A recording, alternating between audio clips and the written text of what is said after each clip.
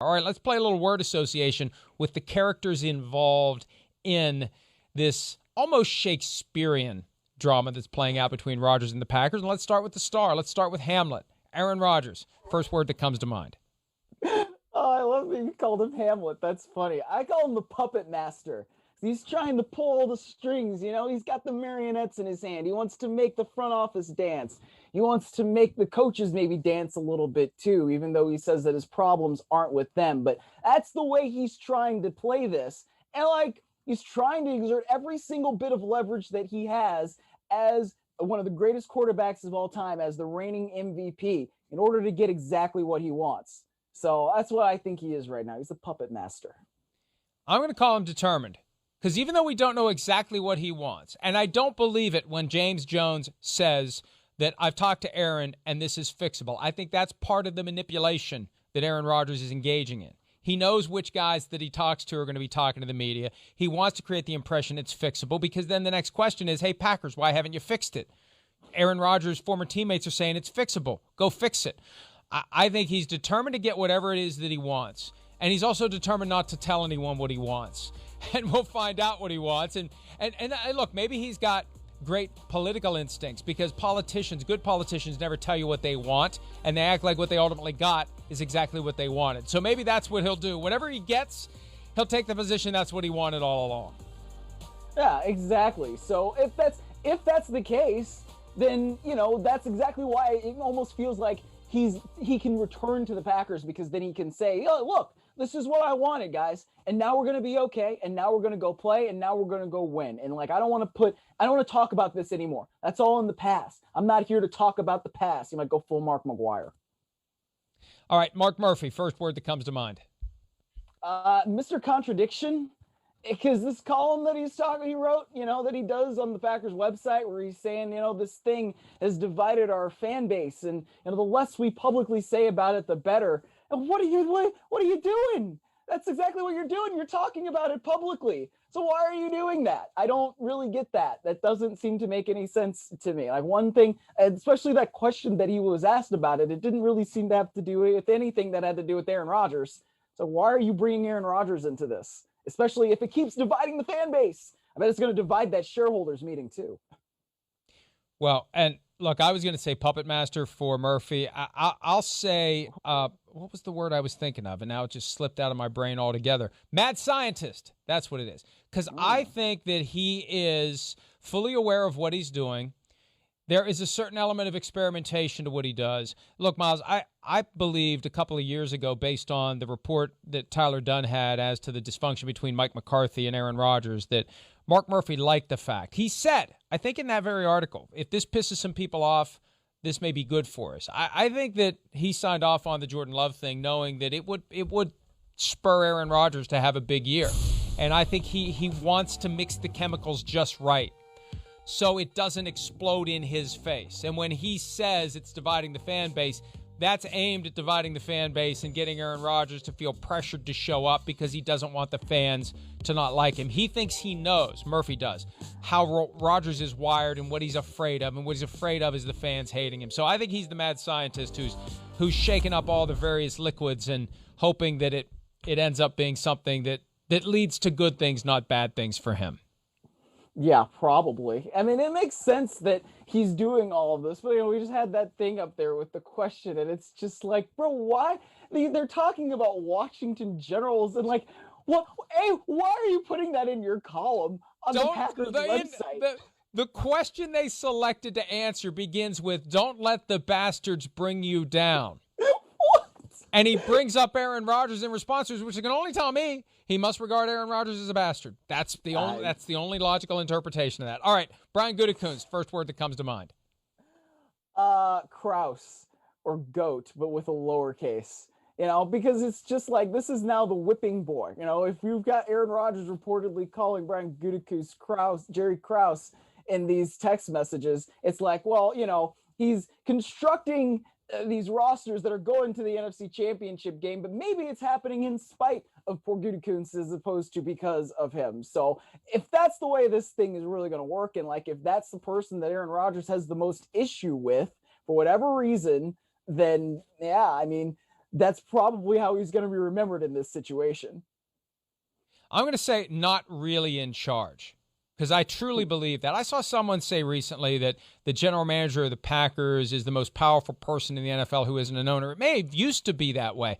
Not anymore, because a couple of years ago when they reconfigured the front office, when it was Mark Murphy and Mike McCarthy and Ted Thompson, they kind of split it apart. And I think when Brian Gutekunst was hired, they split it apart, and Murphy took some of the powers that Gutekunst would have, and it was Murphy who was supervising Mike McCarthy. That's what it was. Gutekunst became the GM before McCarthy was fired. Murphy's got more power. Gutekunst isn't really in charge the way that the GM would have been in charge in past years. And this is the mad scientist is the man behind the curtain. All this angst directed at Gutekunst, I think it's Murphy. And I'm not being critical. I'm just trying to interpret and analyze. I think Murphy's the guy who's calling the shots here. All right, Matt LaFleur, first word that comes to mind. This isn't about me, because LaFleur doesn't seem to be the person that Rodgers has a problem with, at least publicly, right? When he went on Kenny's main show, he was talking about, I don't have a problem with Jordan Love. I like my coaches and all of that. So, unless Rodgers is still miffed about that field goal thing that happened, as he kind of alluded to on one of those Jeopardy episodes that he hosted, the problems don't seem to be between Aaron Rodgers and Matt LaFleur. Again, they've gone 26-6 in the regular season the last couple of years. I don't think anybody really expected that out of Matt LaFleur. I certainly didn't when he got hired. They've been to 2 straight NFC championship games. I think we can say that there are still some things that they have to do better, but it's not like Aaron Rodgers didn't win an MVP this year with Matt LaFleur calling plays. So it doesn't seem to be about him. I'm going to say restrained because, look, other coaches who had gotten their careers off to the start that LaFleur has with a 26-6 record and 2 straight conference championship appearances, we have seen they make a power play. They try to take over a little bit. And I really do think, and I said this not that long ago, that Matt LaFleur was hired by the Packers in part because Mark Murphy and Brian Gutekunst read him as a guy who wouldn't do that. He was a guy who will have success and not try to take over, not try to upset the internal power structure. So he's very restrained. He has every reason to be upset. He seems to be patient about it. He's not doing anything about it. He's not going in and shouting at guys and sticking fingers in chests about what the hell's going on. What are you doing to my football team? And I think that's exactly what they were looking for when they hired a head coach after Mike McCarthy. All right, Jordan Love, first word that comes to mind. I didn't ask for any of this. I know that's not one word, but look, he didn't. The poor guy, they trade up to get him, and then he just sits there as the third string quarterback all season long, and now he's just the subject of mystery. And really, if Aaron Rodgers weren't, doing what he's doing in this offseason, then some of the conversation would be like, okay, is Jordan Love progressing? Is Jordan Love going to be able to be a backup quarterback this year? What's his future hold? But now it's all, oh man, are you ready to take over for Aaron Rodgers? And that, that quote we played in the beginning here where he said, obviously Aaron and I have a good relationship. Is that obvious? Hey, I don't think that that's very obvious. Rodgers has come out and said, I have no problem with Jordan Love and all that, but that doesn't necessarily mean that it's obvious that you have a good relationship with him. I think it's good that he does, but man, if I'm Jordan Love, this is just such a weird thing because I'm trying to replace one of the greatest quarterbacks of all time, and I did not know that was going to happen before I got drafted, and now here I am, and this is what this weird situation is.